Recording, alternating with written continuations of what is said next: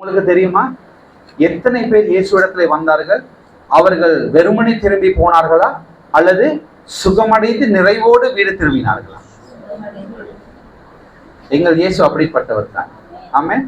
அவர் கொடுக்கிறவர், அவர் ஆசீர்வதிக்கிறவர், அவர் விடுதலை செய்கிறவர், அவர் சுகமளிக்கிறவர்.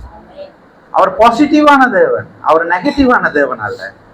அப்படியானால் யார் உங்களிடத்துல பிரச்சனையை கொண்டு வருகிறது? யோவான் புஸ்தகம் 10வது அதிகாரம் 10வது வசனம் சொல்லுகிறது,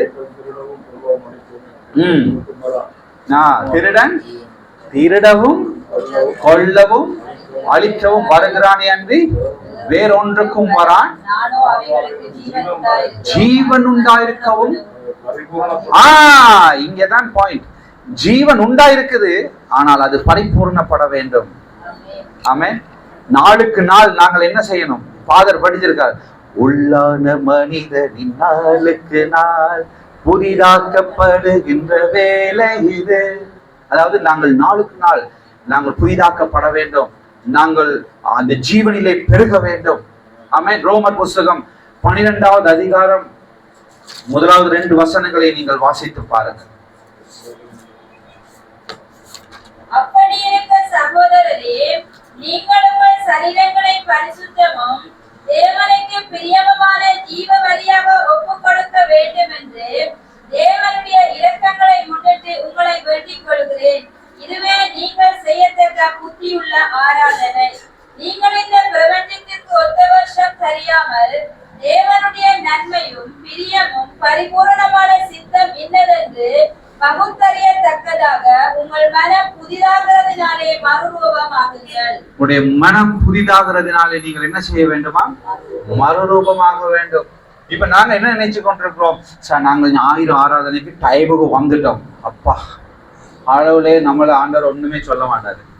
2வது என்னது? நன்றாக 2 பேர் இங்க பாட்டு பாடுறாங்க, நாங்களும் பாடினோம், ஆண்டவர் ஆராதிக்கிறோம். இதுதான் கிறிஸ்டியன் லைஃப். இது போல இது ஆண்டவருக்கு நல்லாவே தெரியும் என்ன பட்டி. ஆனால் இங்க சொல்லுகிறது, உன்னுடைய சரீரங்களை நீ எப்படியாக ஒப்பு கொடுக்க வேண்டுமா? ஜீவபலி. இதுதான் புத்தியுள்ள ஆராதனை. இப்ப நாங்க பேசின ஆராதனை என்னது? பாட்டு பாடுற ஆராதனை. ஆனால் இங்கே வேதம் சொல்லுகிறது புத்தியுள்ள ஒரு ஆராதனை என்றால் அது உன்னுடைய லைஃப் ஸ்டைலாக மாற வேண்டும். ஆமென்.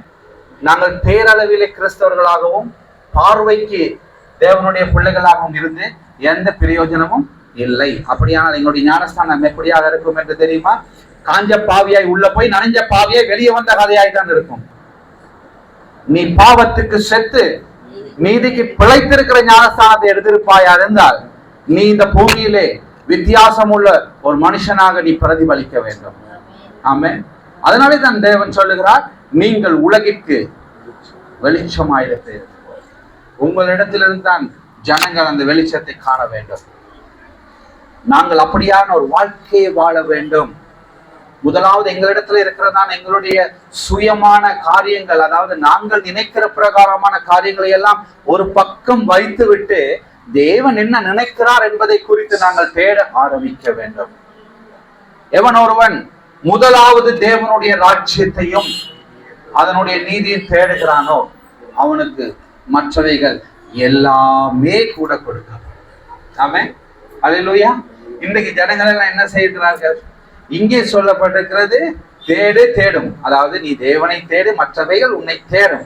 இன்னைக்கு ஜனங்கள் என்ன செய்கிறார்கள்? நான் தேடுகிறேன் உலகத்தில் உள்ளவைகளை, அதுக்கு பிறகு நான் தேவனை தேடுகிறேன். அப்படிதான் இருக்கிறார். முதலாவது தேடணும். நமக்கு என்னென்ன உயிர் வாழ்றதுக்கு தேவையோ அதைத்தான் தேடுறோம். முதலாவது நீ தேவனுடைய ராஜ்யத்தை தேடு. ஏனென்றால் இதற்காகத்தான் நீ அழைக்கப்பட்டிருக்கிறார். நீ விசுவாசித்து ஜெயம் பெறுவதற்காக. இன்றைக்கு உன்னிடத்துல உன்னுடைய வீட்டிலேயோ அல்லது உன்னுடைய கைகளிலே எந்த விதமான ஒரு காரியமும் இல்லையா? நீ என்ன சொல்ல போகிறாய்? எனக்கு இல்லை என்று சொல்ல போகிறாயா? இருக்கு என்று சொல்ல போகிறாயா? இல்லை என்பது உண்மை, ஆனால் இருக்கு என்பது சத்தியம். அல்லேலூயா.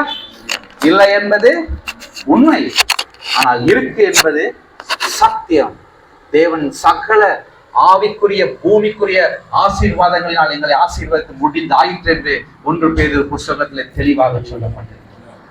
ஆமென். எல்லாம் என்ன அமைதியா இருக்கிறீங்க? இது எத்தனை பேருக்கு புரிஞ்சுதோ தெரியல. ஒரு பரம ரகசியத்தை நான் உங்களுக்கு சொல்லி தருகிறேன். நீங்கள் இந்த பூமியில ஜெயம் பெறக்கூடிய முக்கியமான ஒரு ரகசியம். சபை கடைசி காலங்களிலே ஆயத்தப்பட வேண்டிய ரகசியங்களை நான் பேசிக்கொண்டிருக்கிறேன். இயேசு வரும்பொழுது எப்படிப்பட்ட பரிசுத்தவான்களை கூட்டிக் கொண்டு போகிறார்? ஜெயம் கொண்ட பரிசுத்தவான்கள். அல்லேலூயா. உங்களுக்குள்ளே ஒரு கான்ஃபிடென்ட் இருக்க வேண்டும், எனக்குள்ள ஒரு உறுதி இருக்க வேண்டும். எஸ், நான் தான் இயேசுவோடு போக போகிறேன். எப்படி அதை சொல்ல முடியும் என்றால், நீ ஜெயம் பெற்றிருக்க வேண்டும். அல்லேலூயா. இயேசு வருகிறார் அவருடைய மனவாட்டி சபையை கூட்டிக் கொண்டு போவதற்காக. உங்களுக்கு தெரியும், 10 கன்னியர் உவமையை நீங்கள் பார்த்திருக்கிறீர்கள். அங்க என்ன சொல்லப்பட்டிருக்கிறது?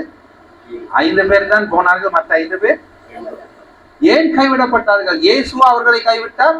இல்லை, அவர்களாகவே கைவிடப்பட்டார்கள். ஏன்? அவர்களுடைய புத்தியின்மை, அவர்களுடைய அறிவின்மை. அவர்கள் முன்னமே அவர்கள் அந்த காரியத்தை ஞானமாய் செய்திருப்பார்களா இருந்தால் அவர்கள் இயேசுவோடு போயிருப்பார்கள். இன்றைக்கு வேதம் அதைத்தான் சொல்லுகிறது. நீ வேதத்தை தெளிவாக அறிந்திருப்பாயா இருந்தால், அந்த அறிவு இன்றைக்கு வேதம் சொல்லுகிறது, சத்தியத்தை அறிவீர்கள். இப்ப நிறைய பேர் என்ன செய்வாங்க? சத்தியத்தை கொண்டு போய் விடுதலையாக்கும் சொல்லி இந்த பைபிள் புஸ்தகத்தை கல்வாணிக்கு அடியில வச்சுட்டு படுப்பாங்க. நிறைய பேர் படுத்திருக்காங்க. அப்படி போதாதுக்கு பிசாசு துறக்கத்துக்குள்ள இந்த புத்தகத்தை எடுத்து அவன் மேல வச்சு அடிச்சு அவனுக்கு இல்லாத தலைவலி ஒண்ணு உண்டாக்கிடுவாங்க. இது வெறும் அச்சிடப்பட்ட புத்தகம் மட்டுமே. சரியா? இந்த சத்தியத்தை அறிகின்ற அறிவு தான் உங்களை விடுதலையாக்குகின்றது. அல்லேலூயா. சத்தியத்தை அறிகின்ற அறிவு தான். நாங்கள் என்ன செய்கிறோம்? நாங்கள் பைபிள் புத்தகத்தை இப்படி இடுப்புலையும் வைத்துக் கொள்ளும், இங்கேயும் வைத்துக் கொள்ளும், கல்வானிலையும் வைத்துக் கொள்ளும், எல்லா இடத்துலையும் வைத்துக் கொள்ளும். ஆனால் அதுபடி நாங்கள் ஒன்றுமே செய்ய மாட்டோம். அதெல்லாம் நன்றாக வாசிக்க தெரியும். இத்தனை பேருக்கு புத்தகம் வாசிக்க தெரியும். அதே மாதிரி இதையும் வாசிக்கலாம். ஆனால் இதற்கு இருக்கும் ரகசியங்களை நாங்கள் அறிந்து கொள்ள பரிசுத்த ஆவியானவரோடு கூடுதலாக நாங்கள் இணைந்து செயல்படும் பொழுதுதான் அவர் எங்களுக்கு போதிப்பார். அல்லேலூயா. நீ நினைக்கிறீங்களா பெரிய பெரிய பைபிள் காலேஜ்ல படித்தால் தான் எனக்கு இந்த ஞானம் வரும் என்று? நீ என்றைக்கு பரிசுத்த ஆவியானவருக்கு உன்னுடைய செவியை சாய்க்கின்றாயோ அப்பொழுதெல்லாம் பரிசுத்த ஆவியானவர் உனக்கு இதை குறித்து பேசுவார். உங்கள் ஒவ்வொருவரோடும் ஆண்டவர் இடைப்பட ஆயத்தமாய் இருக்கிறார். அல்லேலூயா.